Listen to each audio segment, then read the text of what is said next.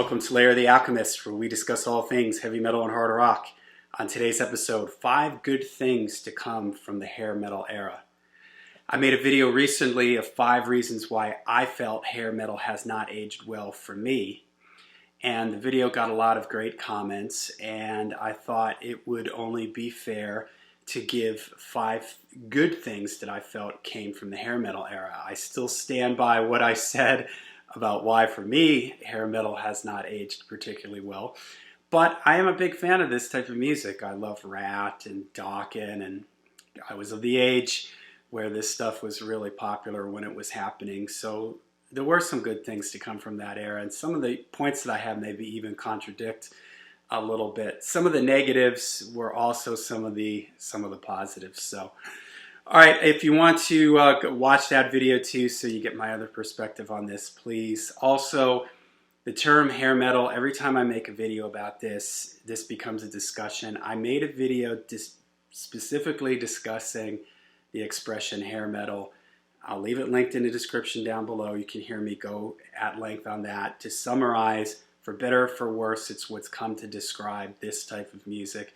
I totally agree it's way more nuanced than this. I totally agree that nobody called it that back in the day. But for better or for worse, this is what people call it. And I don't want to go through a video trying to differentiate glam metal, LA metal, East Coast metal, melodic pop metal. It's too complicated. I'm going to call it hair metal. Sorry if some people don't like that. I don't like it either, but again, it's just unfortunately what has stuck with this era of music. And we're really talking 82, 83 to 90, 91. Majority of the scene centered around the Hollywood, LA. Not that there weren't bands from other places, but that was kind of the epicenter of this type of music. So, all right, let's get into it. 5 good things to come from the hair metal era. All right, number 1 for me is musicianship, and specifically guitar playing. The 80s was the era of the guitar hero, and I think that was exemplified no better than in the hair metal movement. It was guys really trying to hone their craft, practicing, really trying to make individual statements on their instruments. You think, I wouldn't consider Van Halen to be hair metal, but they're sort of the forefathers of this, if you will. So you've got Eddie Van Halen inside the LA scene. You've got Warren DeMartini and Robin Crosby, George Lynch, Tracy Guns, Slash later on. I mean, there were just tons of guys, and they were all doing really cool stuff on the guitar.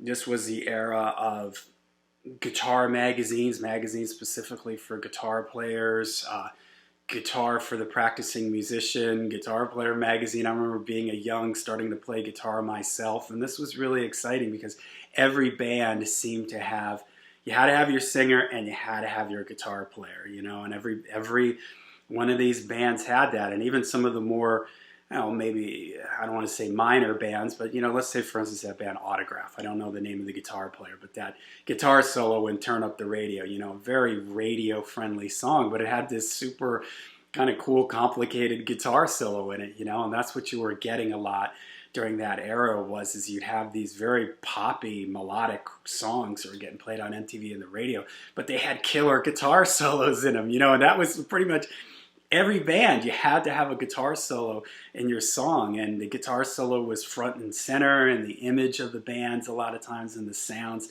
of the band. So it was just a really cool era for guitar players and for musicianship in general. The singers, the drummers and everything. It just, it was an era of everybody wanted, it really meant something to be a good player back then. You had to have your chops together. You had to be able to play. Even somebody like CC DeVille from Poison, he had a lot of really cool guitar solos and stuff. And this was also the era of, I'm not even sure if these places are still around, but the Guitar Institute of Technology, which was like a school in Hollywood for people to go and learn how to shred. There was the Bass Institute, where you could go and learn all this bass stuff, because it was a really important thing. You really had to have your chops together back then. So I always think of this era of great musicianship, especially with the guitar players. And they were getting played on radio. They were getting played on MTV. It was a mainstream thing, and I think it inspired a lot of kids to play guitar, and for a lot of people to elevate their game when it came to guitar playing. All right, number 2 for me of reasons, good things to come from the hair metal era is the production on the albums, the sound quality of the albums. I think this is where heavy metal really, moved into the league sound-wise, production-wise, of radio rock, of pop. And before this, in the 70s, you had some really well-produced records, Led Zeppelin's albums and the Martin Birch albums and stuff like that. And the early 80s stuff were pretty good. Iron Maiden had a good production. Judas Priest did also. But it was really with the LA and hair stuff, for me, that the production really took it to another level with guys like Bo Hill, and I think Tom Mormon, I think, is another famous one from then. Worked with a lot of these bands. And the sound quality really moved right up there with the pop stuff you were hearing on the radio. I mean, Rats, Out of the Cellar, Stay Hungry, Tooth and Nail, Back for the Attack. That was the Dokken album I couldn't think of when I made the last video. Man, all these records, they had really slick, great production on them. Then when you get into people like Bon Jovi, I mean, those were really well produced. The Warrants, Down Boys album, very, very well produced. I mean, this stuff sonically could stand right on the radio, right next to Madonna or Michael Jackson or any of the pop bands that had million-dollar budgets. And it's because when this stuff started to get popular, these bands started to get really big budgets. I think about Bob Rock at Dr. Feelgood. The production on that is just huge. You may say it's a little dated for some people, and I do think that there are some of those albums that they do date themselves with the production, but there are some of them that still sound really, when I put on Out of the Cellar today, to me, that still sounds, fantastic. The first Quite Right Mental Health album, that sounds fantastic.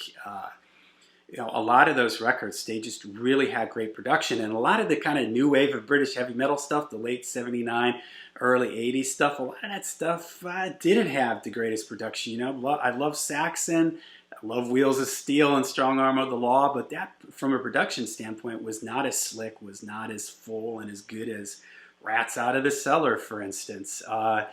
And so I think that the LA bands, the hair metal bands, they upped the game there with production, with metal albums, and really brought it in to be able to stand right next to the biggest pop artists. In my opinion, they were right up there with all the slick 80s pop stuff that was getting played on MTV. So there's another good thing to come out of the hair metal era. All right, number 3, good thing to come out of hair metal, I would say, is some of the songs, a lot of the songs. Some of these songs have become timeless songs. And even though I said in my last video that there's elements of hair metal that have not aged well, there are some songs that have become timeless. We're Not Gonna Take It, Round and Round.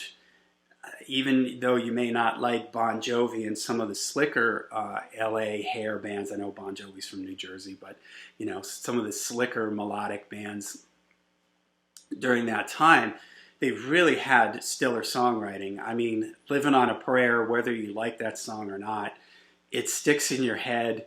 It's extremely well written. This was the era of like Desmond Child and outside songwriters coming in and helping write these songs. And Aerosmith, the albums that they put out, in the later 80s and early 90s and stuff, where they would bring in these songwriters and just really make these very well-crafted pop songs that, you heard them once and you couldn't get them out of your head. Living on a Prayer, Around and Round, I mentioned that already. The Twisted Sister stuff, Dokken, In My Dreams, these are all like very well-written, well-crafted songs, and there's a lot of these that have stuck. And now you go to a football game and you hear the marching band playing the Final Countdown from Europe. There's songs that have now become part of you know, you hear them on classic rock radio and everything. You hear them at football games, marching bands playing them at football games and stuff. You hear them in video games and in movies and things like that. So there were a number of songs that did last, you know, past the era, because there was a lot of good songwriting. These bands were thinking about the radio. They were trying to get songs on MTV and stuff like that. So there was an emphasis with a lot of these bands on songwriting. Some of it, like I mentioned in my other video, hasn't aged quite as well, but there are some timeless songs to come from the hair metal era. All right, number 4 point for me, and this is one that I said was a negative in the last video, which was the image and the look of a lot of these bands. But I'm going to say here for a positive was sort of the visual aspect of these bands. Maybe it was because of MTV that it became a visual medium as well as, you know, the music. So it wasn't good enough to just to get it, you'd stand up there looking all sloppy and stuff like that, which is sort of unfortunately what happened with the grunge movement, you know. And by the time you got to the mid-90s, the sort of college rock thing, just guys, you know, sweatpants and backwards baseball hats and strumming acoustic guitars and stuff. You know, it wasn't very exciting to look at it, but during the hair metal era, these people really dressed up, and whether you liked it or not, for me it turned me off sometimes, and I think it's aged poorly, but it stood out, and it was a show, and they put time into it, they put effort into it, they wanted to give you something to look at. And this is another part of this number 4 for me, is the big shows that these bands put on. Bands like Motley Crue, think about how iconic, you know, Tommy Lee's spinning drum set thing, Poison, you know, them rolling around on stage and fireworks going off. I mean, it was really taking like sort of the Kiss aesthetic there and just dialing it up to 10 and just making it like just this big party thing. And you see videos from that era, you know, Bon Jovi or even a Van Halen. Again, I want to consider Van Halen hair metal, but you know, think of a Panama video. They're running around on stage, they're flying around, things are going off, David Lee Roth's kicking and jumping, lights and everything. I mean, it was big productions, it was big shows, it was fun, it was very visual, it was very eye-grabbing, and as silly as some of it was, and how some of it hasn't aged well, I gotta give them credit for putting the time and effort into this. This was a big thing. You had to look good, you had to have your hair right, you had to have your image together, because they wanted to put on big shows. And even a band like, let's say, Tesla, which was sort of the anti-image thing, they were jeans and t-shirts, they still put on a big show. You know, they looked cool. You know, it was a look for them. It was clearly thought out that they were going to go the direction that they went in, the more 70s kind of jeans and t-shirts look, but it worked for them. They put on big shows, they had big stages, big productions and everything. Pretty much all the big bands were doing that back then. Having a big show was very, very important. All right, and my last point here for good things to come from hair metal is that it was fun. And although in the last video I mentioned how, you know, some of the lyrics and everything were silly and goofy, and I still stand by that, for the most part, this music was about having fun. And in a lot of ways, for me, it feels like a time capsule to more innocent times when it was just about nothing but a good time. You know, let's have fun. The shows are parties. The bands are partying. Everybody's having fun. It's girls, girls, girls. It's, you know, it's just a good time. It's big fun.